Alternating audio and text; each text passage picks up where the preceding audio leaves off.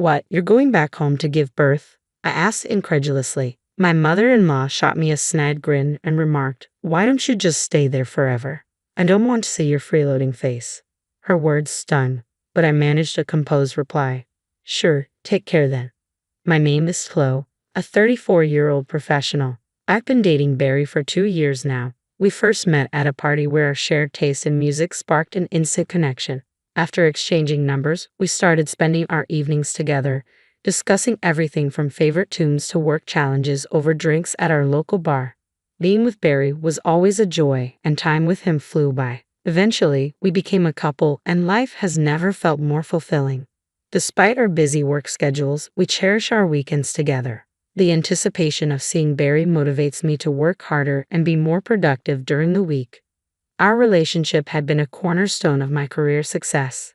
After a year of dating, we decided to take the next step and moved in together. Both of us were serious about our future and the prospect of marriage. Being with him brought a sense of calm and joy, solidifying our mutual desire to marry. Living together before engagement turned out to be a wise choice. It allowed us to understand each other's lifestyles, strengths, and quirks. A year later, my eagerness to marry him remained steadfast, and I eagerly awaited his proposal. Though he had his own timing, I couldn't deny feeling a bit impatient lately. Then, unexpectedly, he invited me to dinner at an upscale restaurant. It wasn't a special occasion, yet I couldn't help but wonder if this was the moment. After work, I arrived at the restaurant, nervous yet tingling with excitement. Upon seeing him, I noticed he was even more nervous than I was. His palpable anxiety strangely eased my own. Despite feeling sorry for his nerves, his awkward and tense greeting actually made me chuckle inwardly. Then came the meal, and throughout, he was visibly nervous. As we finished the main course, he called my name softly, "Chloe." His direct gaze made me slightly apprehensive. "Chloe, you're the most wonderful person I want to cherish. I hope you feel the same about me. So, will you marry me?" With those heartfelt words, he presented a ring. My answer was already clear. Yes, I can't wait for our life together. With our engagement sealed, I was overwhelmed with happiness. However, life soon became hectic, and the joy was fleeting. We had to meet each other's families, organize family gatherings, and begin wedding preparations. Balancing all this alongside our demanding work schedules was a challenge, but Barry and I found ways to carve out time and move forward with our plans. When I introduced Barry to my parents, they took a liking to him right away, impressed by his sincerity. Their approval meant a lot to me, and I was grateful they welcomed our decision to marry. However, when it came time to visit Barry's parents, things took an unexpected turn. "Ah, you're Barry's fiancé. You seem rather plain," remarked Barry's mother, bluntly upon our first meeting. Taken aback by her comment, I felt knocked down. Barry quickly interjected, "Mom, what are you saying? She's the woman I chose." That was pretty rude.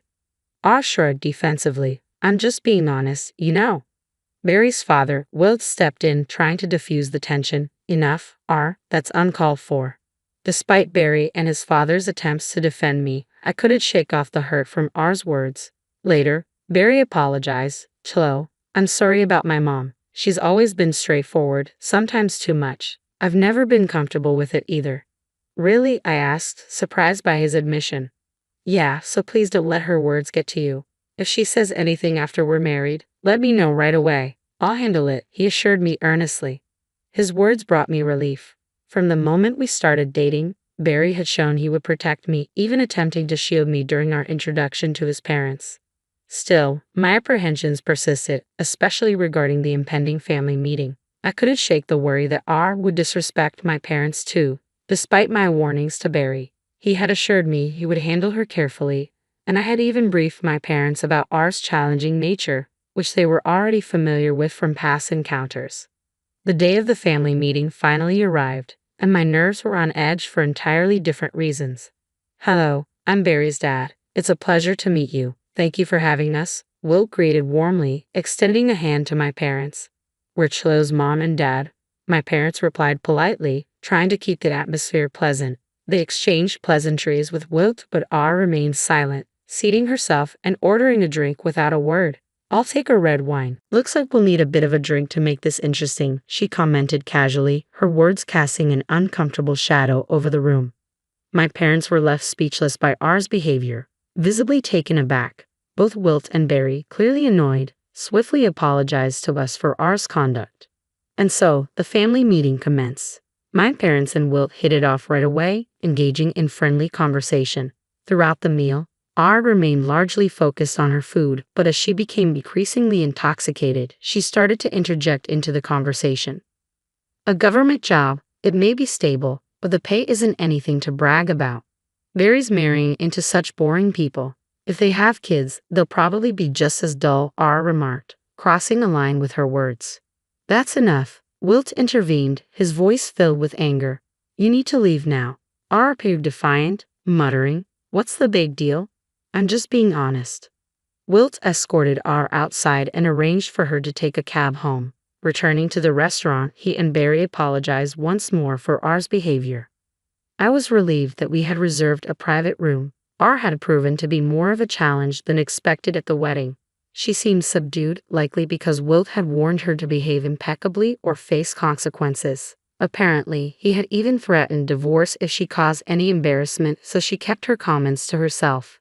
Thankfully, the wedding went off without a hitch, and I was grateful for that. Thus, our married life began in earnest. Barry and I had a wonderful relationship, making our life together blissful. We both shared household responsibilities equally to ensure neither of us felt burdened. It was a bonus that Barry excelled in cooking. I always looked forward to his meals. On days when he got caught up at work but still took on the chef's role, we would cook together. This collaboration made our days together as a happy couple all the more enjoyable. Barry made an effort to visit his family home alone as much as possible, mindful of both R and myself. Thanks to this, I was spared any direct snide remarks or confrontations from R. I deeply appreciated Barry's consideration during this time.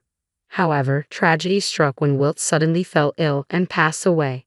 Barry and I rushed to the hospital, but we arrived too late. Dad, Barry exclaimed in disbelief. Wilt's death hit him hard, and R was visibly distraught as well. How could you leave me like this? Despite my strained relationship with R, I couldn't help but empathize with her grief in that moment. I mourned the loss of Wilt, who had always treated me with kindness. In the following days, we found ourselves consumed with funeral arrangements while navigating our own grief. Barry took charge of organizing everything, and I did what I could to support him during this difficult time. The funeral proceeded smoothly, and we felt we had given Wilt a fitting farewell. Life eventually settled back to its routine for Barry and me. While it took time to come to terms with Wilt's passing, we eventually found our footing. Barry appeared determined to move forward with renewed resolve. However, a new challenge emerged unexpectedly. Barry, Chloe, please help me. Our sudden appearance at our doorstep caught us off guard. Mom, what's wrong? Barry asked, clearly unsettled by the unusual atmosphere. R's demeanor softened as she spoke. Since your father passed, I've been feeling terribly lonely every day. Nothing seems to taste right anymore. I just wanted to see the faces of my only family, my son and his wife. Her words seemed genuine, her vulnerability evident. Could you let me stay with you for a little while? She asked, her request tinged with desperation. Barry and I were taken aback by her request. I feel like I'll be crushed by loneliness if things continue like this, she pleaded. We hesitated, but reasoned that a short stay wouldn't hurt. R seemed so fragile. We doubted she had the energy to be hostile towards me. So we agreed to live together, and surprisingly, R behaved maturely. She even took on some household chores. I'm staying in your home. It's the least I can do. Thank you, Flo. You're a lifesaver, she expressed gratefully. Both Barry and I appreciated R's efforts. Life seemed manageable if things stayed this way. However, after about 3 months, R began reverting to her old habits bit by bit. Flo, are you not planning to quit your job? Isn't it normal for wives to stop working? But you've been working all this time. I started to respond, but R's tone grew harsher, indicating she was returning to her old self. I turned to Barry immediately. Okay, we need to talk to Mom and get her to go back to her hometown right away, I said. When Barry confronted R about it, her response was startling. I've already sold the family home, she admitted. Barry and I exchanged shocked glances. Mom, why would you do that without even discussing it with us? That's our family home. I inherited it from your dad. Selling it was my decision, R defended herself. But you should have at least informed us, Barry replied, visibly frustrated. I forgot, sorry. Now I have nowhere else to go, so please don't kick me out, R pleaded. Barry and I were left speechless. Just as we were grappling with this unexpected turn of events, another surprise came our way and discovered I was pregnant. Verity and I were overjoyed. We had been hoping for a child but had almost given up due to our age, so this was wonderful news. However, the prospect of dealing with R while pregnant added a new layer of complexity to our situation. Recently, she started complaining again. I recounted to Barry, "Why do I have to cook for you too? I'm only staying here because of Barry, not you." Traditionally, it's the wife who handles all the housework, Barry explained. R would cook only for herself and me, and she'd do her laundry but avoid yours. Barry would reprimand her, and she'd feign remorse only to repeat the behavior. I was at my wit's end. Feeling the need to escape, I decided to begin my maternity leave early and return to my parents' home. When I discussed this with Barry, he proposed a solution that we both agreed on, and we began to make arrangements. I promptly informed R of our decision and started preparing to leave. "You're going back home to give birth?" "Yes, I feel it's necessary for a safer childbirth, even though I understand it means leaving household duties behind." Barry supports this decision. Upon hearing this, R smirked and sneered, "Why not just stay at your parents' house forever? I don't want to see your parasitic face around here anyway. I bet even Barry's had enough of you. You don't need to come back to this house anymore." I couldn't help but feel a sense of relief at R's harsh words. "All right then, take care," I replied calmly. I returned to my parents' house, grateful to be with them again after so long. They've been incredibly supportive, allowing me to find peace and comfort during this time. A month later, Barry arrived at my parents' house with news. "I finally got the green light from work. I found us a new place." "That's fantastic." Barry's plan was for us to transition to remote work, which his company had approved. Thoughtfully, he rented an apartment near my parents' home, and we decided to move there. Barry then terminated the lease on the room R had been staying in and finalized our move to the new apartment. Apparently, R was quite unsettled by this, and she called me. "Hey Chloe, where are you?" "I'm at our new place with Barry." "New place? Where?" R's voice sounded urgent and somewhat panicked. "I'll let you know, but I have to be honest. The lease here is being canceled and everything's being moved out. I can't stay here anymore," I explained calmly. "Barry and I are starting fresh somewhere else." "But Barry said he's cutting ties with me. He doesn't want to talk to you anymore," I added, trying to make her understand. "So, you were just pretending to be nice to stay here, huh? This was your plan because you couldn't make any money from selling the house you got from Wilt, right?" R accused sharply. "How did you find out?" "You were telling the neighbors how frustrated you were that the house your husband left had no value. Then suddenly, it became a lot for sale. People just can't keep quiet about things like that. Give me Barry back. I'm that kid's parent, so I have the right to live with him. As I've said before, he doesn't want to see you, and I won't pressure him into something he's uncomfortable with." Upon hearing this, R exploded with irrational anger. "Who do you think you are? Acting all high and mighty when you're just a broke, freeloading plain wife? That's not a nice thing to say, but it's true." "Well, I don't think our paths will cross much in the future, so it doesn't really concern me," I replied calmly. "But let me clarify something. Alongside my full-time job, I also have a side gig, and I actually earn more than Barry," I continued. "Oh, really? What's this side gig?" R asked skeptically. "I initially studied web design, so I've been taking on projects in that field. With both my full-time salary and freelance work, I'm bringing in about $7,000 a month," I explained. "What? That much? That's more than Wilt used to make."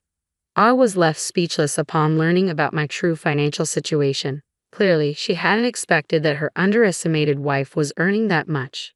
"But none of this concerns you. R. Barry has cut ties with you, and I'll be distancing myself even further," I asserted firmly. "Wait a minute. If you're making that kind of money, maybe you could lend me a hand," R suggested. I didn't hesitate. I ended the call and blocked her number.